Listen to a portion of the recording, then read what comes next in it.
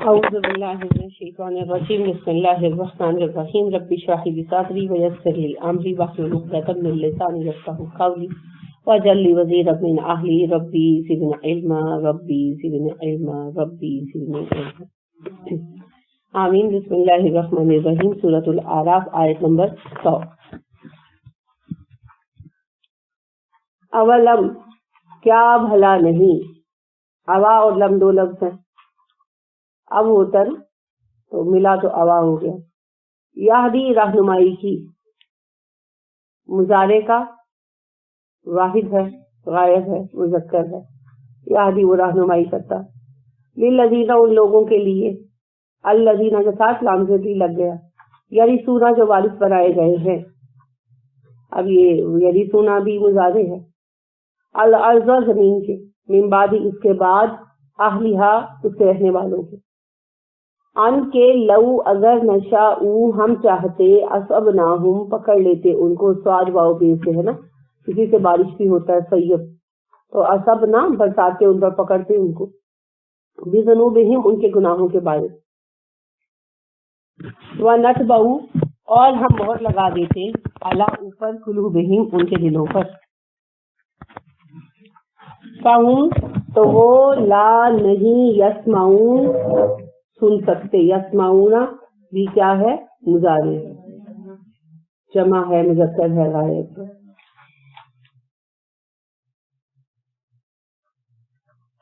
وہ لوگ جو پہلی قوموں کے بعد زمین میں وارث بنائے گئے، پہلی قوموں کے حالات نے کیا ان کی رہنمائی نہیں کی، اس بات پر کہ اگر ہم چاہتے تو انہیں ان کے گناہوں کے باعث پکڑ لیتے، اور ہم ان کے دلوں پر بھی مہر لگا دیتے، پھر وہ کوئی بات نہ سن پاتے۔ ہر قوم کسی نہ کسی قوم کی جانشین ہی ہے نا، کوئی خطہ بھی غیر آباد نہیں تھا۔ آپ دیکھیں، ہم اگر بہت قدیم زمانے کی طرف جائیں تو موہنجودڑو ٹیکسلا ہمارے آثار کریمہ ہے اس خطے کے، یعنی پھر اس سے پیچھے آپ آتے جائیں تو مختلف زمانے، مختلف اقتدار رہے، اور آپ بالکل قریب دیکھتے ہیں تو مغل، اور مغلوں کے بعد انگریز، تو سب کا زمانہ اقتدار آخر کار ختم ہو گیا، اور آج ہم ہیں، تو دیکھیں کب تک ہے۔ تو بات یہ ہے کہ ہر ایک عروج کا ایک زوال ہے۔ بڑی بڑی طاقتور قومیں، خود مغل کم تھے، مغل وہ پہلے حاکم تھے جنہوں نے پورے بر صغیر کو ایک اکائی بنایا تھا، ورنہ بر صغیر جو ہے آپ کو پتا ہے یہ ایک چھوٹا بر اعظم ہے، خشکی کا خطہ ہے، اور یہاں مختلف علاقے ہیں، مختلف لوگ ہیں، مختلف نسلیں ہیں، جن کی اپنی اپنی چھوٹی حکومتیں تھیں۔ کبھی کوئی کسی پر قبضہ کر کے اسے گرفت میں لے کر اپنی نو آبادی ٹائپ بنا لیتا تھا، پھر جب وہ زور پکڑتے تھے اپنے آپ کو چھڑا لیتے تھے۔ بعد میں پھر مسلمانوں کا جب ادھر رخ ہوا تو مختلف گروہ آتے رہے، غزنویوں سے آغاز ہوا، محمود غزنوی پہلے مسلمان حاکم تھے، لیکن مرکزی حکومت یہاں نہیں بنا پائے۔ اس کے بعد پھر بہت سارے لوگ آئے، انہوں نے کام کیا، لیکن کچھ علاقوں پر قابض رہے، کوئی پنجاب پر، کوئی سندھ کے علاقے پر، کوئی کہیں پر، لیکن کوئی مرکزی حکومت نہیں تھی، کوئی مرکزیت نہیں تھی، سب اپنی اپنی جگہوں پر آزاد تھے، چھوٹی چھوٹی ریاستیں۔ تو مغل اس قدر طاقتور تھے کہ اکبر نے سارے ہندوستان کو ایک جھنڈے تلے جمع کیا۔ پہلی دفعہ اسے ایک ملک کی حیثیت تھی، ورنہ یہ کبھی بھی ملک نہیں تھا، اور نہ ہی جغرافیائی اعتبار سے بعد میں ہی کبھی ملک بنا، لیکن اس نے ان سب کو ایک جھنڈے تلے جمع کیا اور بڑے اچھے طریقے سے گورن کیا ان کو۔ پھر جہانگیر بھی بعد سے خیر آگے چل کر نااہل لوگ آئے، اور اس کے بعد پھر ڈاؤن فال ہوتا گیا۔ تو ایسی طاقتور افراد جو ہیں جنہوں نے دنیا پر رول کیا اور انہیں اپنی ذہن کے مطابق تبدیل کر لیا، وہ بھی نہیں رہے۔ صرف انہوں نے سیاسی حالات نہیں بدلے، ثقافت بھی یہاں کی مغلوں کی مضمون منت ہے، کیونکہ یہاں پر تو ذات پات سسٹم تھا۔ پھر ہندو مت میں بہت زیادہ توہمات ہیں، تو پکا کھانا نہیں کھاتے تھے، پکا ہوا یعنی کہ کچا کھانا کھانا پسند کیا جاتا تھا، اور گوشت ویسے نہیں کھاتے تھے، تو ویرائٹی کم تھی، سلا ہوا لباس نہیں پہنتے تھے۔ ساڑی کو بھی یہ شکل مسلمانوں نے دی ہے، ورنہ بس یہ اصل میں دھوتی کی لیڈیز شکل تھی کہ مرد ایک کپڑا لپیٹ لیتے تھے تو عورتیں جو ہیں ایک کپڑا نیچے اور ایک اوپر لپیٹ لیتی تھی، تاکہ 70 صبر ہو جائے 150. تو ان کو لباس کے آداب بھی مغلوں نے آ کر سکھائے, کھانے پینے میں ورائٹی پیدا کی, طرح طرح کے کھانے بنائے کھلائے, تو ایک بالکل ہی نئی ثقافت کو جنم دیا. اس طرح اللہ کریم نے ہر علاقے میں جو پہلے ہم سے موجود لوگ تھے انہیں ختم کیا. جب وہ لوگ بالکل ناکارہ ہو گئے, نااہل ہو گئے, تو پھر اللہ کریم نے انہیں ہٹا دیا. اس کے بعد دوسرے لوگ آ کر آباد ہوتے رہے, بعض اوقات اسی قوم کے افراد اور بعض اوقات باہر سے آئے ہوئے افراد. یہ تو حالات پر منحصر ہے. تو اللہ کہتے ہیں کہ پہلی قومیں ختم ہوئی جن کے مساکن میں تم آباد ہو, کیا ان کے قصوں میں تمہارے لیے اتنی بھی نصیحت موجود نہیں ہے, ہدایت موجود نہیں ہے کہ تم یہ غور و فکر کرو کہ اللہ ہمیں بھی پکڑ سکتا ہے ہمارے گناہوں کے باعث. یعنی جن گناہوں پر ہم سے پہلے پکڑے گئے, اگر انہی گناہوں میں ہم مبتلا ہوں گے تو کیا ہم نہیں پکڑے جائیں گے؟ آج ہم بخوبی جانتے ہیں کہ ٹیکسلا, موہنجو دڑو وغیرہ جو تباہ ہوئے, اور پھر وہی بات ہے کہ وہ تو ذرا دور کی باتیں ہیں, آپ قریب کی بھی دیکھ لیں, مغل تباہ ہوئے, کیوں تباہ ہوئے, وجہ کیا تھی؟ نا اہلی کی شکلیں کیا کیا تھی؟ نا اہلی تو بڑا جامع لفظ ہے نا, تو وہ کلیئر نہیں ہوتا. ٹھیک ہے, نا اہلی بالکل صحیح کہا آپ نے, لیکن نا اہلی ایک جامع لفظ ہے. تو کیا کیا شکلیں تھیں ان کی نا اہلی کی؟ ہاتھ اٹھا کر ایک بندہ بولے جی. دین سے دوری تھی, عیاشی تھی جی, اور پھر کچھ بتانا چاہتا, اس سے الگ بتانی ہے, یہی نہیں دہرانا. بالکل, پیسوں کو, نعمتوں کو غلط استعمال کیا, پیسہ تھا, اقتدار تھا جی. جو پہلی حکومتوں نے جو غلطیاں کی وہ انہوں نے دوبارہ دہرائی. کون سی غلطیاں گنوائیں؟ اچھا, یہی کہ ناپ تول میں نہیں, یہ نہیں تھا. مغل جو تھے انہوں نے انصاف آخر تک رکھنے کی کوشش کی تھی. وہ الگ بات ہے کہ اس قدر عیاشی میں پڑ گئے تھے کہ پھر ہوش نہیں رہا تھا. ہاں, وہ عیاشی میں آ گیا نا. اپنے کردار کو بچانے کے لیے مطلب کہ دوسروں کو ختم کروایا. ہاں, اپنے اقتدار کے لیے قتل و غارت گری, خانہ جنگی اس کو کہتے ہیں. اب مغلوں کو آپ کو پتا ہے کہ مغلوں میں اہل لوگ کیوں ختم ہو گئے؟ جب کوئی مغل حاکم بنتا تھا تو وہ اپنے بھائی بھتیجوں کو قتل کرا دیتا تھا. تو خانہ جنگی, عیاشی, دین سے دوری سے بھی زیادہ شدید مسئلہ تھا ان کا دین کو بدل دینا. اکبر نے جب پورے ہندوستان کو متحد کیا سیاسی اعتبار سے, تو امن و امان کا قیام بہت بڑا مسئلہ بنا. امن و امان قائم نہیں ہو رہا تھا. کوئی سکھ تھا, کوئی جاٹ تھا, کوئی براہمن تھا, کوئی شودر تھا, کوئی دلت تھا, کوئی مسلمان تھا, کوئی کہیں کا, کوئی کہیں کا, کوئی کہیں کا. وہ کہتے ہیں کہیں کی کہیں کا روڑا بانمتی نے کنبا جوڑا, تو پھر وہ کھڑکتے ہی رہتے. اب اکبر نے سوچا کہ کیا کیا جائے, اپنے ذہین افراد سے مشورہ کیا. تو کسی بے وقوف کا ہی مشورہ تھا. اس نے کہا کہ ایسا ان کے سامنے دین بنایا جائے جو سب کے لیے قابل قبول ہو. یعنی کہ دین کی ایک ایسی, دین میں جو ہے نا رواداری پیدا کی جائے. تو دین الہی جو اکبر کے دور میں ایجاد ہوا کہ سب دین ہی اچھے ہیں, اچھائی کا حکم دیتے ہیں. رام اور اللہ ایک ہی نام ہے, وہ جو اکثر وہ بھجن بھی سنتے ہیں, اللہ رام سب تیرے نام, رام رحیم سب تیرے نام, یہ اسی دور کے بنے ہوئے بھجن ہیں. اب اردو میں ہو گئے, اس وقت نہیں تھے اردو میں, اردو تو بعد میں آئی. تو گیتا اور قرآن سب اللہ ہی کے کلام ہیں. کیا فرق پڑتا ہے کوئی گیتا پڑھتا ہے, کوئی قرآن پڑھتا ہے, کوئی مندر میں جاتا ہے, کوئی مسجد میں جاتا ہے, کیا فرق پڑتا ہے؟ تو یہ جو انہوں نے قصہ سنایا, اس قصے کے نتیجے میں ایک نیا ہی دین ایجاد ہوا, اور اس دین کے اندر ظاہری بات ہے احکامات نہ ہونے کے برابر تھے, کیونکہ وہ کوئی بھی مکمل دین کو فالو کرنے والا نہیں تھا نا. تو بس اپنی اپنی منمانی تھی. اب جب ایک چیز چینج ہوگی تو پھر جہاں چاہے گھما لو نا. بالکل, وہ اقبال کہتے ہیں مسلمانوں کے بارے میں کہ تعلیم کے تیزاب پہ پھینک ان کو خودی کو, ہو جائے جب نرم جدھر چاہے ادھر پھر. تو انہوں نے رواداری کے تیزاب میں مذہب کو ڈالا, اور نرم ہو گیا تو جدھر چاہو پھرو. اب جس بادشاہ کو, اور بادشاہ تو چلو پھر بادشاہ تھا, ایک عوام کے عام بندے کو بھی جو اپنا دل چاہے وہ وہاں پر گھما پھرا سکتا ہے. جیسے آپ دیکھتے ہیں کہ ہمارا جو نام نہاد یہاں مذہب رائج ہے, سنی ہم جس کو عام طور پر کہتے ہیں، تو اس میں بہت گنجائش ہے، جہاں سے چاہو گھما لو پکڑ کے، اور پھر ہم اس کے بعد یہ کہتے ہیں کہ ہم صحیح ہیں، ساری دنیا کے مسلمان غلط ہیں، اور حالانکہ یہ باتیں صرف ہمارے یہاں لائی گئی. آپ دیکھیں، آپ جس علاقے میں جائیں گے آپ کو وہاں کے مسلمانوں کی نئی اپنی طرح کی جو ہے نا رسومات ملتی ہے، اور جو قرآن و حدیث کی بات کرتے ہیں اس میں فوراً کیا ٹیگ لگا دیتے ہیں، یہ وہابی. حالانکہ وہ لاکھ چیزیں کہ میں اہل سنت ہوں نہیں مانتے، کیونکہ انہوں نے دین کو تبدیل کرنے کا اپنا ایک مزاج بنا رکھا ہے. جیسے دل چاہتے دین بدل لیتے ہیں، جو دل چاہتا ہے کرتے ہیں، جس طرح کی چاہتے ہیں نیازیں بناتے ہیں، جس طرح کی چاہتے ہیں نظریں بناتے ہیں، جس طرح کی چاہتے ہیں نمازیں بناتے ہیں. اور پھر جب کہا جاتا ہے کہ یہ شرک ہے، یہ غلط ہے، یہ تم اپنی طرف سے کر رہے ہو، تو پھر کہتے ہیں ہاں یہ تو وہابی اس لیے ہے. تو بس اس کے بعد پھر ایک نا طوفان بدتمیزی بھرپا ہو گیا. ہر کسی نے اپنی مرضی کے جو ہے وہ طریقہ زندگی کو دین قرار دے لیا، اور دین کی عجیب قسم کی بے حرمتی ہوئی. اب اس کے اندر شرک بھی آ گیا، بدعتیں بھی آ گئیں، دین کا بدل دینا بھی آ گیا، سارے گناہ اجتماعی طور پر آ گئے. دوسرا بڑا سبب اس کے بعد عیاشی تھا، دنیا پرستی، اور تیسرا بڑا سبب خانہ جنگی.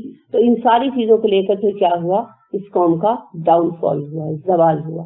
یہ قوم جو بڑی تیزی کے ساتھ ابھری تھی، مغل بڑی تیزی کے ساتھ ابھرے اور دنیا پر حکومت کی انہوں نے، بڑی عظیم الشان حکومت تھی. بر صغیر کی یہ جو مغل امپائر تھی، یہ کوئی چھوٹی موٹی حکومت نہیں تھی، لیکن بڑی تیزی کے ساتھ اس کا ڈاؤن فال ہو گیا. تو آپ دیکھیے کہ جو ان میں خرابیاں تھیں کیا وہ ہمارے اندر آ رہی ہیں؟ ساری آ رہی ہے. دین تو ہم نے کس اپنی مرضی کا بنا رکھا ہے، ہر کسی کا اپنی مرضی کا دین ہے. میرا یہ دین ہے میں اس پہ چلتا ہوں، میرا یہ دین ہے میں اس پہ چلتا ہوں. اس پر ایک اور بات پتہ ہے کیا بنا رکھی ہے، دین کے بارے میں بحث نہ کیا کرو، ہر کسی کی اپنی مرضی ہے. نہیں جی، دین اللہ نے بنا دیا ہے اور وہی دین ہے. کسی کی مرضی سے دین نہیں بنتا، دین اللہ نے جو بنا دیا وہی ہے. جو رسول اللہ صلی اللہ علیہ وسلم تعلیم کر گئے دین وہی ہے. آج اس کے اندر کوئی دوسرا تیسرا چوتھا تبدیلی نہیں کر سکتا، اور جو تبدیلی کرے گا وہ اللہ کی برابری کا دعویٰ کرے گا، اور جو اس تبدیلی کو قبول کرے گا وہ شرک کا ارتکاب کرے گا، کیونکہ دین سازی صرف اللہ کا کام. انبیاء کرام علیہ السلام دین کا نفاذ کرتے. اب ایک تو ہم نے دین کو بدل دیا، اپنی اپنی مرضی، اپنی اپنی خواہشات کے تحت جو دل چاہتا ہے کرتے ہیں، اور پھر اس پر دین کا سکہ بھی جماتے ہیں. اس کے بعد عیاشی، آپ کو پتا ہے، ذرائع کا غلط استعمال ہم سے زیادہ کوئی نہیں کرتا. لہٰذا جب تک پیسہ نہیں ہوتا دعائیں مانگتے ہیں، جب پیسہ آ جاتا تو پھر شادیوں پر، بیاہوں پر، اور کپڑوں پر، اور زیورات پر، اور جوتوں پر لٹاتے ہیں. اتنے لوگ امیر ہیں پاکستان میں، کتنے لوگ ہیں کوئی حساب تو نہیں ہوگا. کتنی لائبریریز بنی، کتنے کالجز بنے، کتنے ہاسپٹلز بنے، کتنے ویلفیئر سینٹرز بن گئے. اور آپ دیکھیے کہ ایک یورپی بندہ جو بہت امیر ہے وہ مرنے سے پہلے کوئی نہ کوئی کام کر کے جاتا ہے، چاہے بے شک ان کے مقاصد جو بھی ہو، میرا نام باقی رہے یا جو بھی، لیکن وہ کر کے ضرور جاتا ہے. ہم لوگ کیا کرتے ہیں؟ کوئی بھی کچھ بھی پازیٹیو کام نہیں کر رہا. پیسے دیے ہیں اللہ نے تو کہاں لگا رہے ہیں؟ عیاشیوں پہ. بالکل عیاشیوں کے اوپر پیسے جو ہے وہ لگا رہے ہیں، ضائع کر رہے ہیں. اس کے بعد آپ دیکھیے کہ آپس کی لڑائی، آپس کے جھگڑے، خانہ جنگی، وہ بھی تو کہیں کھڑی نہیں نہ ہونے دے. اس کی وجہ سے بھی ہم لوگ زوال کا شکار. تو اب یہ ساری خرابیاں جو ہم سے پہلے مسلمان حکمران تھے یعنی مغل امپائر ان میں تھیں، جب آئیں تو وہ ختم ہو گئے. تو اس کا مطلب ہے کہ ہم بھی ان برائیوں پر ختم کیے جا سکتے ہیں. تو یہی اللہ کہہ رہے ہیں کہ یہ غور کیوں نہیں کرتے کہ جو ہم سے پہلے مٹے وہ کیوں مٹے، تاکہ ہم ان گناہوں سے بچ جائیں، ہم ان سے عبرت پکڑیں، ہم باز آ جائیں اور ہمیں سزا نہ ملے، ہم نہ کہیں مٹا دیے جائیں. ان میں تقویٰ کیوں ڈیولپ نہیں ہوتا اپنے سے پہلوں کو دیکھ کر؟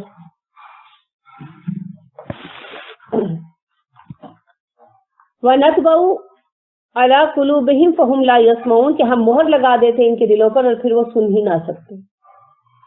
کیا مطلب ہے اس کا؟ یعنی اللہ سننے سے روک دیتے ہیں، یہ مطلب ہے.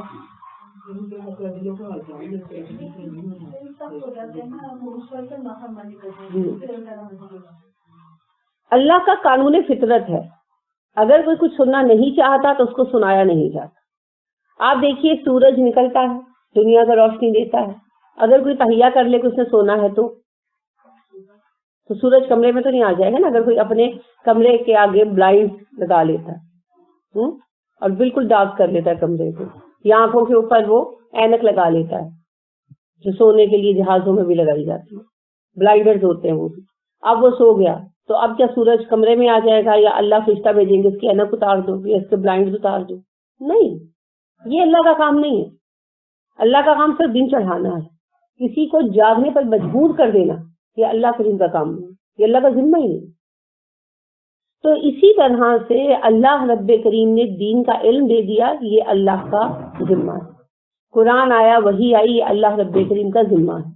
اب اگر کوئی اس کو دیکھنے سننے کے بعد اس کو بلاغ اس کا کرانا بھی اللہ کا ذمہ ہے. ہر بندے کو ضرور ہدایت کا پیغام پہنچے گا, لیکن اگر کوئی نہیں سنتا اور سننے کے باوجود اپنے کان بند کر لیتا ہے, ہدایت پر توجہ نہیں دیتا, تو اسے ہدایت کی طرف زبردستی لے کر آنا یہ اللہ کریم کا ذمہ نہیں ہے. جسی معنی میں اللہ نے فرمایا ہے یہ بات, تو یہی یہاں پر معنی ہے. اللہ فرماتے ہیں تل کا یہ القرا بستیاں ہیں, نقصو ہم بیان کر رہے ہیں, علیہ کا تجھ پر, من انبائہا اس کی خبروں میں سے. تل کا ذالکا کا مؤنث ہے, اس میں اشارہ بعید ہے وہ, تو یہ کیوں معنی ہوا, یہ وہ کے معنی میں, یہ وہ بستیاں ہیں. القرا اسم ہے, نقصو مضارع ہے, جمع متکلم ہے, الا اور کا, الا حرف ہے, کا ضمیر ہے, من بھی حرف ہے اور جر کا حرف ہے. تو انبائہا, انبا کو اس نے جر دے دی, ہا کو نہیں دے سکتا, ہا اپنی جگہ پر مبنی ہے, مؤنث کا صیغہ ہے, تو مؤنث کے صیغے اپنی شکلیں نہیں بدلتے. تلک القری نقص علیک من انبائہا, یہ ہیں وہ بستیاں جن کے قصے ہم آپ پر بیان کر رہے ہیں. وَلَقَدْ بلا شک و شبہ جاءتہم آئے ان کے پاس, جاءت ماضی ہے, واحد ہے, مؤنث ہے, غائب ہے, ہم ضمیر ہے, رسلہم ان کے رسول, بالبیناتی کتنی ہی کھلی نشانیاں لے کر, جمع ہے نا بینات, اور ان کے پاس آئے ان کے رسول بہت ساری نشانیاں لے کر جو روشن اور واضح تھی. فما کانو تو نہ تھے وہ, لیؤمنو کے ایمان لاتے, بما اس پر, کذبو جٹلایا انہوں نے, من قبل پہلے, فما تو نہیں, فا اور ماں ہے, کانو کانا کی آپ کو پتا ہے جمع ہے, لی کے, یؤمنو وہ ایمان لاتے, حمزہ میم نون سے ہے, بما اس پر جو, کذبو انہوں نے جھٹلایا, دونوں ماضی کے صیغے ہیں. یؤمنو کیا ہے سوچے جلدی جلدی, مضارع کا نون حذف ہو چکا ہے نا, یہ کانو کے ساتھ ایک شکل ہے, یہ انشاءاللہ جو ہے نا جب وقت آئے گا تب پڑھیں گے, لیکن یہ کانا کانو کے ساتھ کی بھی ایک شکل ہوتی ہے.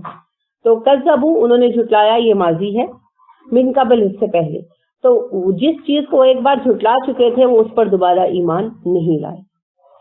بے شک آئے ان بستی والوں کے پاس ان کے رسول روشن دلائل لے کر, مگر جب انہوں نے ایک بار انکار کر دیا تو جس کا انکار کر چکے تھے اسے انہوں نے دوبارہ قبول نہیں کیا.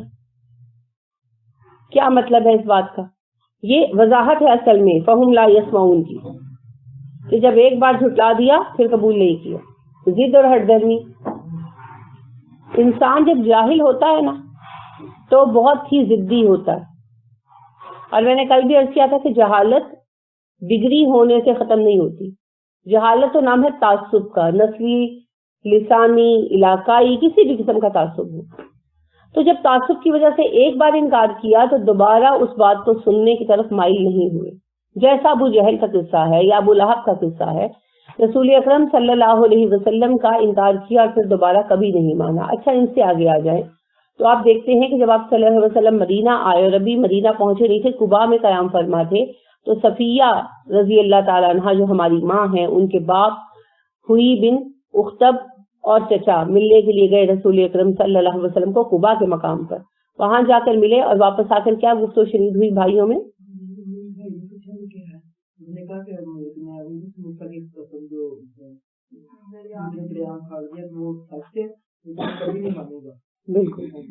صحیح. حضرت صفیہ کہتی ہے میرے چچا نے میرے باپ سے پوچھا کہ بھائی جان اس بندے کے بارے میں آپ کیا کہتے ہیں, تو انہوں نے کہا رب موسیٰ کی قسم جس نے سمندر پھاڑ کر ہمیں راستہ دیا تھا. اور یہ یہود میں سب سے بڑی قسم مانی جاتی تھی کہ یہ وہی نبی ہے جس کے متعلق ہمیں کتابوں میں بتایا گیا ہے. تو اس سے تشویش کے ساتھ پوچھا کہ پھر اب آپ اس کے بارے میں کیا کریں گے, تو کہنے لگا مجھے رب موسیٰ کی قسم ہے جس نے سمندر پھاڑ کر ہمیں راستہ دیا, میں جب تک زندہ رہوں گا اس کا انکار کرتا رہوں گا. اور ایسا ہی کیا اس شخص نے. یہ ہے فہم لا یسمعون, پھر ہم سننے کی توفیق چھین لیتے ہیں. اب دیکھیں یہ تو ایک دن میں ہو گیا نا. اگر ضد ہے, ہٹ دھرمی ہے, کوئی سننا ہی نہیں چاہتا اور اپنی کتاب پر جانتے بوجھتے ہوئے انکار کرتا ہے, تو پھر کیا ہو سکتا ہے؟ پھر کچھ نہیں ہو سکتا.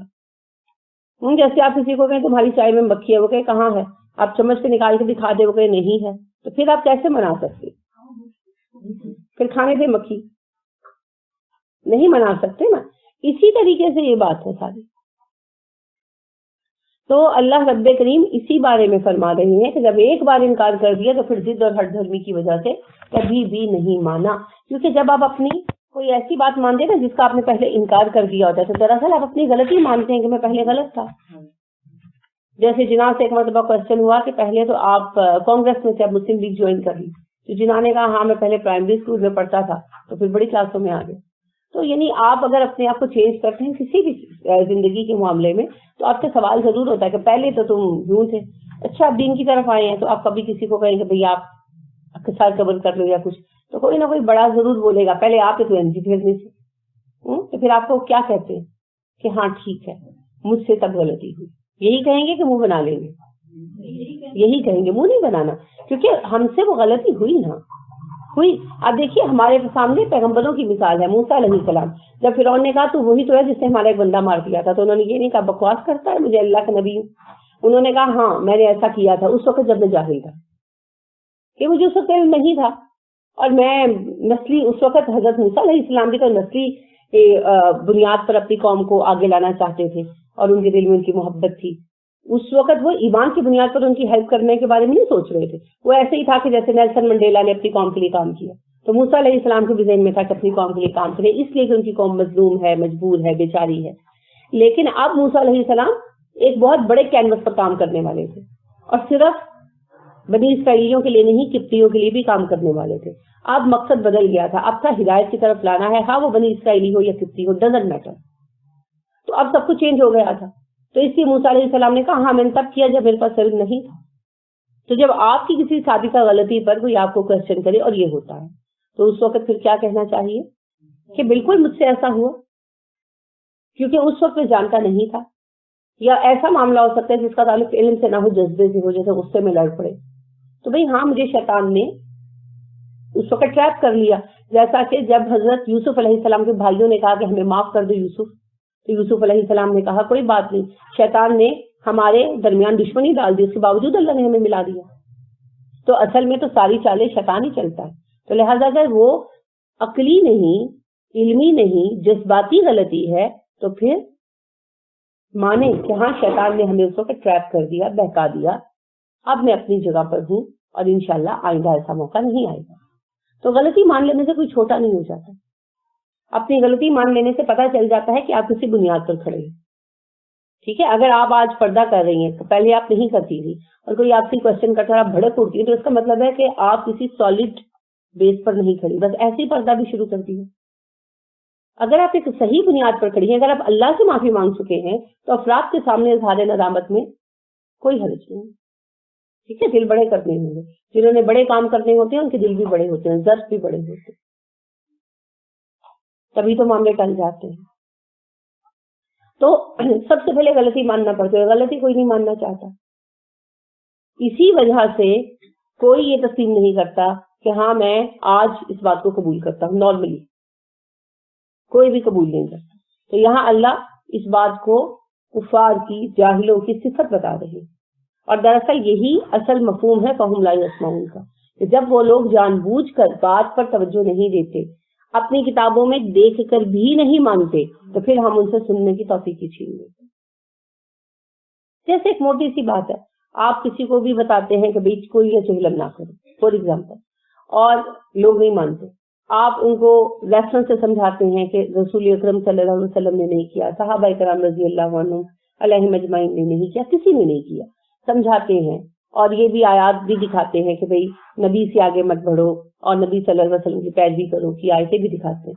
تو اس کے بعد پھر کیا کہتے ہیں, سارا کچھ دیکھنے کے بعد ہمارے ماں باپ ایسے ہی کرتے ہیں, ٹھیک ہے قرآن و حدیث میں نہیں ہے لیکن ہمارے باپ دادا ایسے کرتے ہیں, تو یہ جان بوجھ کر چھوڑنا ہے نا. پھر ایسوں کو پکڑ پکڑ کر سنوانا اللہ کی ذمہ داری نہیں ہے, ذمہ ہے بلاغ. بلاغ ہو گیا, کام ختم. اب ماننا ہے بسم اللہ, نہیں ماننا تمہاری مرضی, فیصلہ تیرا, تیرے ہاتھ میں ہے دل و شکم. کذالک اسی طرح یتبعو مہر لگاتا ہے وہ, مضارع ہے, اللہ اللہ علی اوپر, قلوبی دلوں کے, قلب کی جمع ہے. کیوں کہتے ہیں قلب کو قلب؟ عدلنا بدلنا, شاباش. قلب کا مطلب ہوتا ہے عدلنا بدلنا, حالت کا تبدیل ہونا, انقلاب اسی سے ہے. تو کیونکہ دل کی حالت بدلتی رہتی ہے, جذباتی کیفیت لمحہ بلمحہ تبدیل ہوتی رہتی ہے, اسی لیے دل کو قلب کہا جاتا ہے. الکافرین کافروں کے, کذالک یطبع اللہ علی قلوب الکافرین, اسی طرح اللہ کافروں کے دلوں پر مہر لگا دیتا ہے. یعنی جب وہ بات نہیں سنتے تو پھر طے کر دیا جاتا ہے کہ یہ اب ہدایت کی طرف نہیں آئیں گے. ٹھیک ہے, اب یہ سیچوریشن پوائنٹ کب کہاں آتا ہے یہ صرف اللہ جانتے, ورنہ ظاہراً ہر انسان کے لیے مرنے سے پہلے تک توبہ کے دروازے کھلے. یہ فیصلہ ہم نے نہیں کرنا, کسی کے بارے میں اٹھ کر نہیں کہنا کہ اس کے دل پر تو مہر لگائی جا چکی ہے. How do you know? رسول اکرم صلی اللہ علیہ وسلم نے تو عبداللہ بن ابی کے بارے میں نہیں کبھی کہا. ہم بڑی آسانی سے ایک دوسرے کے بارے میں کہہ دیتے ہیں ان نے نہیں بدلنا. آپ کے پاس کون سا علم ہے؟ کوشش کرتے رہیں اور دعا کرتے رہیں, دعا سے مت ہار. آپ کو کیا پتا سب کی دعا قبول ہو جائے.